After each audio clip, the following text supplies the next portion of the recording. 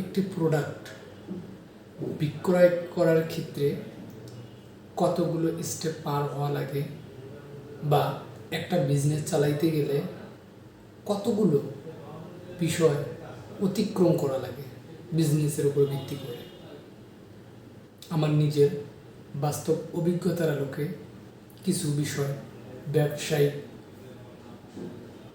সিস্টেমের উপর নিজের অভিজ্ঞতা পর্যালোচনা এবং উপস্থাপন করব।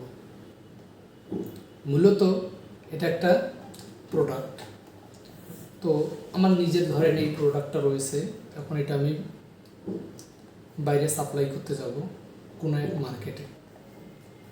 ফার্স্ট টাইম আমার যে দায়িত্বটা সেটা হচ্ছে যে আমি দোকানদারের কাছে যাব এই প্রোডাক্টটা নিয়ে, দোকানদারকে বলবো আমার প্রোডাক্টের বিস্তারিত বর্ণনা দেওয়ার পর দোকানদার আমাকে কি বলবে যে ঠিক আছে প্রোডাক্টটা আমার চয়েস হয়েছে নিব। এখন বিষয়টা হচ্ছে পরের দিন আমি ধরেন ওই দিন অর্ডার করলো আমার কাছে, পরের দিন ওনার কাছে নিয়ে গেলাম প্রোডাক্টটা সেল দেওয়ার জন্য। ওই ভদ্রলোক আমাকে উল্টো চা খাওয়াবে, নাস্তা খাওয়াবে, খাওয়ার পর আমার কাছে প্রোডাক্টটা ক্যাশ টাকা দিয়ে নেবে। এটা হলো প্রথম। দ্বিতীয় রাউন্ডের বিষয় বলি, দ্বিতীয় রাউন্ডে ওনার কাছে যাব, ধরেন আমি বিক্রেতা একজন দোকানদারের কাছে যাব প্রোডাক্ট সাপ্লাই করার জন্য। তো যখন আমি দ্বিতীয় দিন গেলাম, আমার কাছে সুন্দরভাবে সালাম বিনিময় করলো, প্রোডাক্টটা নিল। এতে করে কিন্তু কোনো কিছুই তার সঙ্গে হীনমন্যতা হলো না, মন মানসিকতার কোনো নেগেটিভ সাইড হলো না, তার সাথে সম্পর্ক কী হলো, গভীর হলো, উনি ক্যাশ টাকায় প্রোডাক্টটা নিল। দ্বিতীয় রাউন্ডের বিষয় এটা ব্যবসায়িক ক্ষেত্রে। তৃতীয় রাউন্ডে আসে, ধরেন আমি ওনার কাছে অর্ডার করার জন্য গেলাম প্রোডাক্ট, অ্যান্ড অর্ডার করতে যায় দেখা গেল যে উনি ব্যবহার সুন্দর দেখালো, সালাম কালাম বিনিময় করলো, আমার সঙ্গে কথা বললো, দোকানে বসাইলো, চা পান খাওয়াইলো, খাওয়ার পর মালের অর্ডার দিল 20,000 টাকা। এখন এই 20,000 টাকার মালের অর্ডার দিলে আমি পরের দিন বা তারপরের দিন গেলাম ওনার কাছে 20,000 টাকার প্রোডাক্ট নিয়ে। উনি এখন আমাকে বললো কি সালাম কালাম দিল, নাস্তা পানি খাওয়াইলো, খাওয়ার পর উনি আমাকে সুন্দরভাবে বললো ভাই মাল তো নিয়ে আসছেন, আপনি একটু ঘুরে আসেন, পরে বিল দিতেছি। দেখা গেল 1 ঘন্টা 2 ঘন্টা 3 ঘন্টা পর বা 4 ঘন্টা বা 5 ঘন্টা যাওয়ার পর ওনার ওইখানে গেলাম, উনি আমাকে বললো যে ভাই আজ ব্যবসা খারাপ, মালও তো নিয়ে আসছেন, আপনার সাথে আমার নতুন বিজনেস, আপনাকে আর কি বলি, আমার কাছে আজকে 18,000 টাকা আছে, 2,000 টাকা শর্ট, আপনি যান, সমস্যা নেই, আপনি আপনার অ্যাকাউন্ট নাম্বারটা দেন, আমি আপনার অ্যাকাউন্টে পাঠাই দেব। আমি কি করলাম, এখন অভাবিক না পারিয়া যেহেতু ওনার কাছে আমি প্রোডাক্ট দিয়েছি, বাধ্য হয়ে 18,000 টাকা নিয়ে চলে আসলো। তার সঙ্গে ভালো ব্যবহার, মনোমালিন্য সব একদম সব কিছুই সুন্দর। তো আমি 18,000 টাকা নিয়ে ওনার কাছ থেকে চলে আসলাম। এদিকে দেখেন পরের দিন ফোন দেয়, ফোন রিসিভ করে না, তারপরের দিন ফোন দেয়, ফোন রিসিভ করে না, তারপরের দিন ফোন দিছি, টাকা 2,000 দিয়ে দিছি। তারপরের বার আবার গেলাম ওনার কাছে, গিয়ে তখন উনি 30,000 টাকার মালের অর্ডার করলো। পরের টিপে আমি গেলাম মাল নিয়ে, তখন আমাকে উনি 20,000 টাকা দিলে 10,000 টাকা বাকি। কি করবে, অ্যাকাউন্টে দেবে, বাধ্য হয়ে কি করলাম, দিলাম। এই যে 10,000 টাকা বাকি ফেলাইল, তারপরের টিপ আবার মালের অর্ডার দেবে 40,000 টাকার। এইবার খেলা, 40,000 টাকার মাল যখন নিয়ে গেলাম, আগের তো 10,000 পাই, এই টাকা দেওয়ার কোনো নামগন্ধ নেই, উনি ওই 40,000 টাকা একদম পেড দিয়ে দিল। পাই কত, 10,000। 10,000 টাকা আমার দেওয়ার কোনো নামগন্ধ নেই। পরে আবার অর্ডার 20,000 টাকার মালের, আবার 20,000 টাকার মাল যখন নিয়ে গেলাম, তখন দেখা গেল এখান থেকে আবার 5,000 টাকা কম দিল, 15,000 দিল। তো এতগুলো কথা বলার একটাই কারণ, মানুষের বাকি নেওয়ার যে একটা টেকনিক, বাকি নেওয়ার যে একটা কৌশল আমাদের বাংলাদেশের মধ্যে এটা অহরহ, এবং বাকি নিতে গেলে কোন পদ্ধতিতে নিতে হবে, কোন কোয়ালিটিভাবে নিতে হবে, কোন গ্রেডের মধ্যে নিতে হবে, কোন সিস্টেমে নিতে হবে, কিভাবে কথা বললে, কিভাবে সেলম্যানকে আকৃষ্ট করে বাকি নেওয়ার যে একটা কৌশল, এটা আমাদের বাঙালির মধ্যে একদম শিরায় শিরায় শিরায় শিরায় পরিপূর্ণ রয়েছে।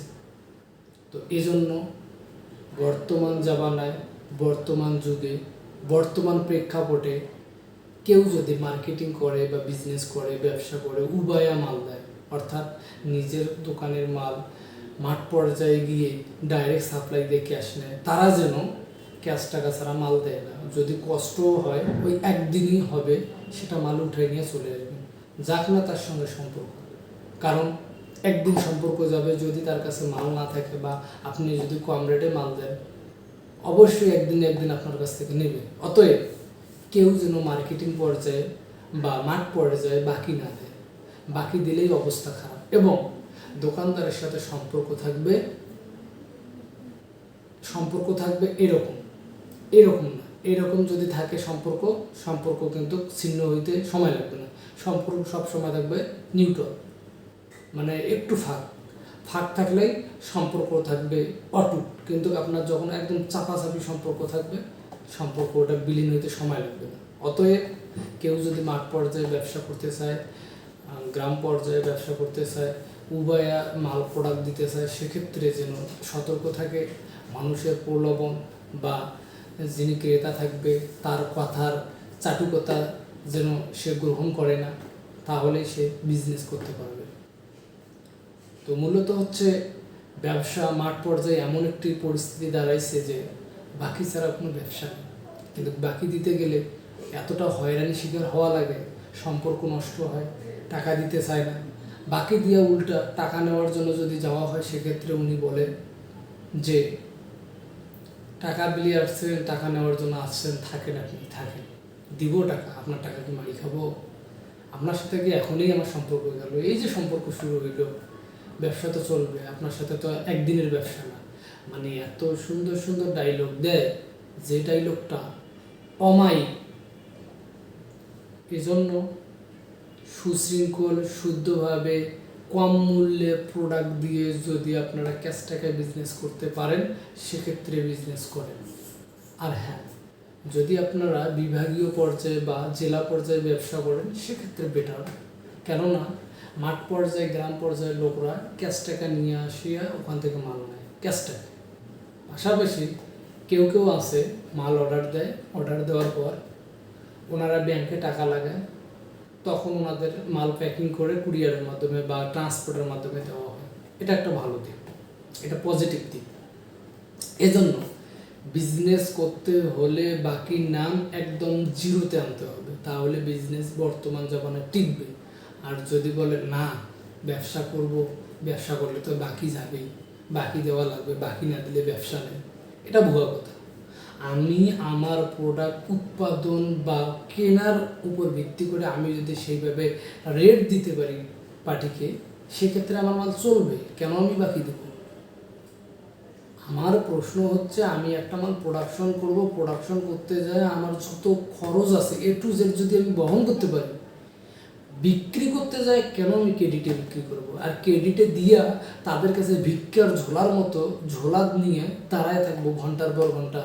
তারপর বিভিন্ন কৌশলের কথা, আজ বাবা মারা গেছে, কালকা পেটে ব্যথা, পরশু দিন জ্বর, তারপরের দিন আমি মানসিকভাবে অসুস্থ, তারপরের দিন বর্ষা, তারপরের দিন শীতকাল, তারপরের দিন মার্কেটে বাকি পড়ছে, টাকা নেই। মানে অজুহাতের কোনো শেষ নেই। কেন আপনি অজুহাত তার শুনবেন? নিজের কষ্টের, পরিশ্রমের, নিজের দক্ষতা, যোগ্যতা, নিজের সব কিছু বিশ্লেষণ বিচার করে একটা ব্যবসা দিয়ে, ব্যবসার মধ্যে প্রোডাক্ট সোর্সিং করে, প্রোডাক্ট নিয়ে আসিয়া, কেরিং খরচ দিয়া, মাল পৌঁছায় দিয়ে কেন একটু প্রেশারিতে থাকবেন? এটা আমার প্রশ্ন। এই জন্য ব্যবসা করতে হলে, ব্যবসা চালাইতে হলে, ব্যবসা জানলে ব্যবসা করবেন। যদি ব্যবসা চালাইতে না জানেন, ব্যবসা করতে না পারেন, বা ব্যবসা সম্পর্কে জ্ঞান না থাকে, তাহলে ব্যবসা করবেন না, ক্লিন কথা। এই জন্য আমার প্রস্তাব বা আমার নিজের অভিজ্ঞতা, নিজের অভিজ্ঞতার বিভিন্ন প্রকার দিক নির্দেশনামূলক, বিভিন্ন প্রকার অ্যানালাইসিস, বিভিন্ন প্রকার পলিসি, বিভিন্ন প্রকার সিস্টেম আমার বাস্তব অভিজ্ঞতা আছে। নেক্সটে আমি প্রত্যেকটা পর্বের মধ্যে বিজনেস সম্পর্কে, ব্যবসা সম্পর্কে বিস্তারিত আলোচনা তুলে ধরব। আপনারা আমার চ্যানেলের মধ্যে থাকবেন। আমি আমার ব্যবসার পূর্ণাঙ্গ অভিজ্ঞতা, পূর্ণাঙ্গ দক্ষতা, পূর্ণাঙ্গ বিশ্লেষণ করে দেব যা বাস্তব জগতে ঘটে। আর যারা মাঠ পর্যায়ে বিজনেস করে, মাঠ পর্যায়ে থাকে, মাঠ পর্যায়ে কাজকাম করে, তারাই বুঝবে এই বিষয়গুলো। যারা মাঠ পর্যায়ে যায়নি তারা কিছুই বুঝবে না। অতএব বইয়ের মধ্যে সব জ্ঞান সীমাবদ্ধ নয়। বইয়ের থেকে বাহ্যিক পর্যায়ে যে জ্ঞান, দক্ষতা তৈরি হয়, এটা কোনো বইয়ে লেখা থাকে না। এটা বাস্তবিক অর্থে জ্ঞান। বাস্তবিক অর্থে জ্ঞান অর্জন করতে হলে আপনাকে নিজে সশরীরে মাঠে নামতে হবে এবং মাঠ পর্যায়ে, গ্রাম পর্যায়ে যে বাজারগুলো আছে সেগুলো ভিজিট করতে হবে। তাহলে আপনার মধ্যে একটা এই বিজনেস সম্পর্কে ধারণা আসবে।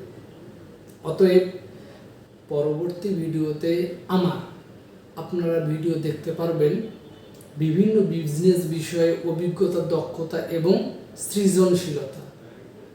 ধন্যবাদ।